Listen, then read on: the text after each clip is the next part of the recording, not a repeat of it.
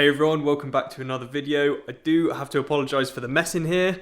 Like I mentioned in my last video, I'm actually moving out this weekend. So when this video comes out tomorrow will be move out day. Yeah, there's crap everywhere. Still need to dismantle this gym setup. Look what I've done to the treadmill. Yeah, whether that's going to work again, no idea, but it's in pieces. And as you can imagine, I have no idea what I'm doing. But actually, obviously, really looking forward to moving out. It's going to be really exciting. New adventure for Lydia and myself, which should be really good. The biggest thing I'm looking forward to is not terrible Wi-Fi. So where I live at the minute with my parents, it's such a nice area. Like it's lovely, but it's in the middle of nowhere, and the Wi-Fi is nearly useless. Like it's so bad. So just to put it into perspective for you guys, these videos, I have to do them the night before and start uploading them the night before, and then they're normally uploaded in the morning. Sometimes they're not, it depends how big the file is. Like it normally takes a good 6 to 8 hours to upload videos. It's actually ridiculous. I think our download speed, the best it's ever been, is 5 megabytes per second here, and the upload speed never gets above 0.6, I think, which is ridiculous. That's why I've never been able to live stream. So what I'm thinking of is when we move into our new place, fingers crossed the Wi-Fi speed's going to be a lot better and I'll be able to do some live streams. Let me know if that's something you'd be interested in. Comment below. Right, enough about me moving out and complaining about terrible Wi-Fi. What is this video all about? It's about getting the best footage you can on the bike and the most convenient setup as possible. So, let's jump right in.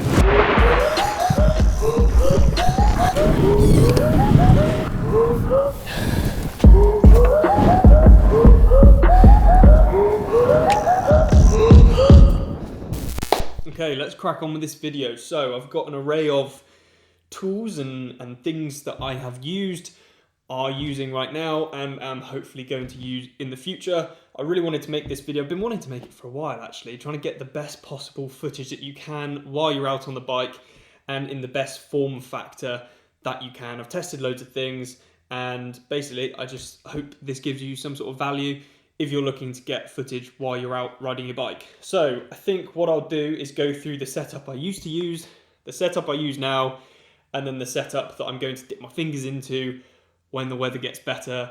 I will go more into that and the reasons why I need good weather a little bit later on. But first of all, GoPro Hero 7. This thing is so versatile, it's unreal. I actually used to use it for all my vlogging as well and all my videos, and then I upgraded to the camera that I'm filming on now. But honestly, this thing is so good. And now obviously there's, the GoPro Hero 7 8, Hero 7 9, they just keep getting better and better and better.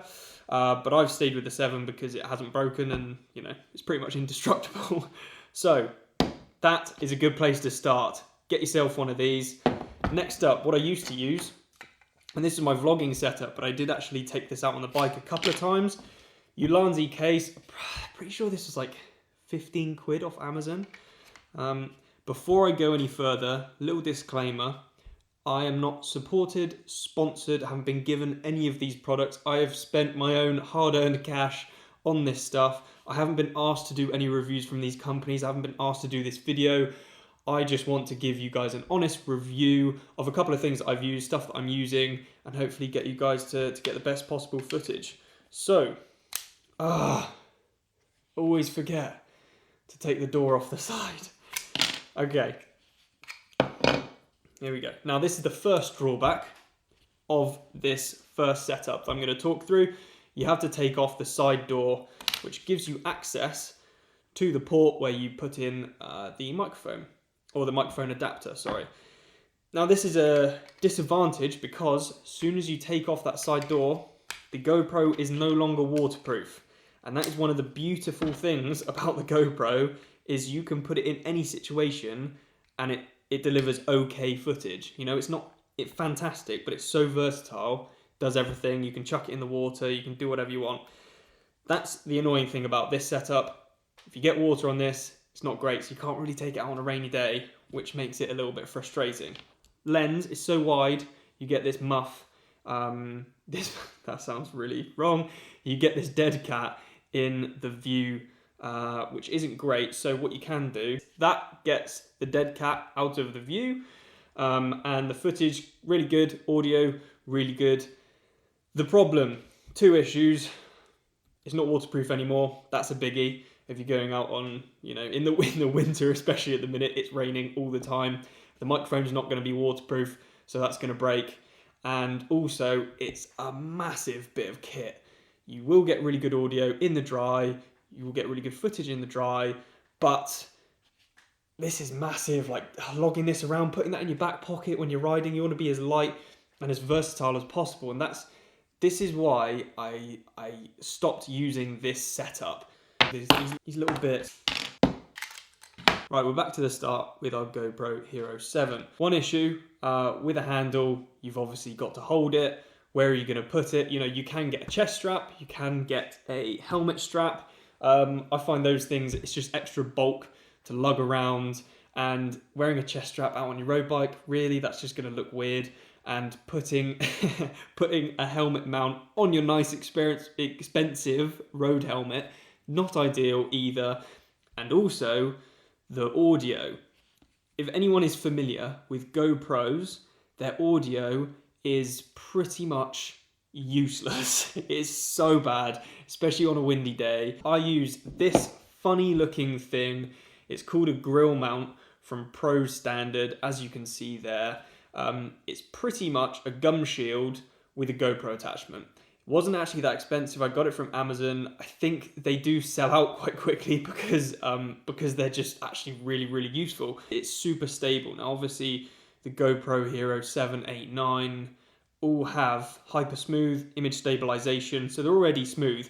Putting that in your mouth adds extra stability because your head's pretty much a gimbal, and the footage will be such a good view because it's just below your chin, so it's not your chest strap's a little bit too low. The bar mount is far too low. The head mount is far too high. I feel like this view is really good, and it also follows everywhere you're looking, so it gives you that kind of like immersive POV feel. You can put this in hot water, put it in your mouth, mold it to your teeth. It's going to be more stable. I haven't actually done that yet. Riding along, and you're getting really good POV. You can talk, kind of, while you've got it in your mouth, but it sounds, as you can hear, really weird. So maybe don't do that. You will remember me saying a couple of minutes ago, GoPro audio is pretty useless. And so what do I use to make sure the audio is usable? One of these things. This is, I don't even know what this is called. It's similar to a dead cat that you get on microphones. I think it's actually just called the wind muffler or something. Anyway, got this off Amazon. I'm pretty sure it's like a tenner, so really inexpensive.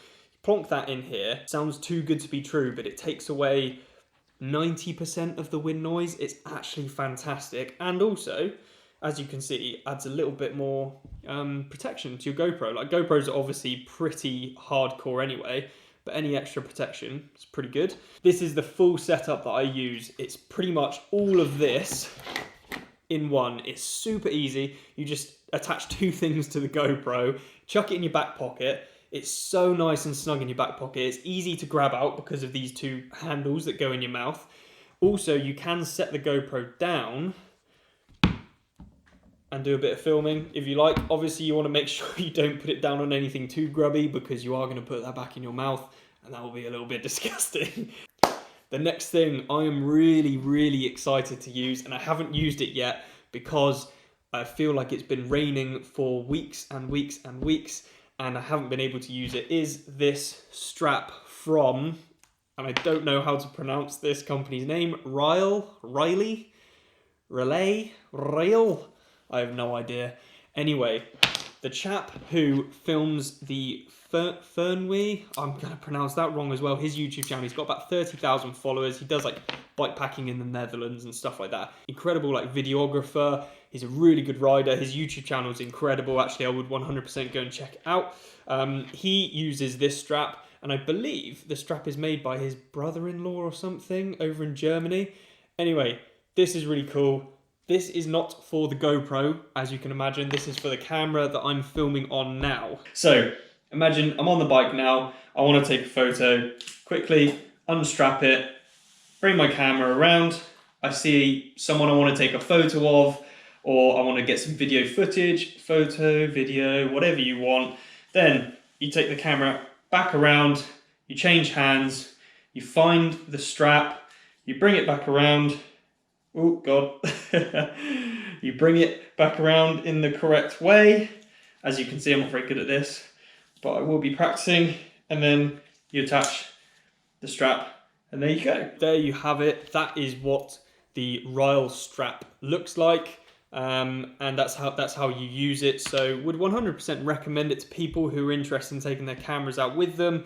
And again, would 100% recommend this setup to people who have a GoPro and they want to get best quality footage out while they're riding, that's kind of inexpensive and it just gets the job done, and it's really small form factor. That's what we're all after. You don't want to bulk up your pockets. If you have any questions about any of them, any of this setup, then please do drop a comment in the comments section below and I will be sure to get back to you.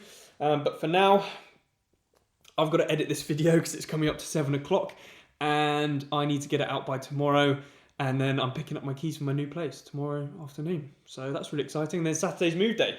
Woo! So next video is going to be move out day. Probably won't be able to get too much footage, but I do just want to show you guys. I'm excited and I hope you guys will be excited as well to see what the place is like.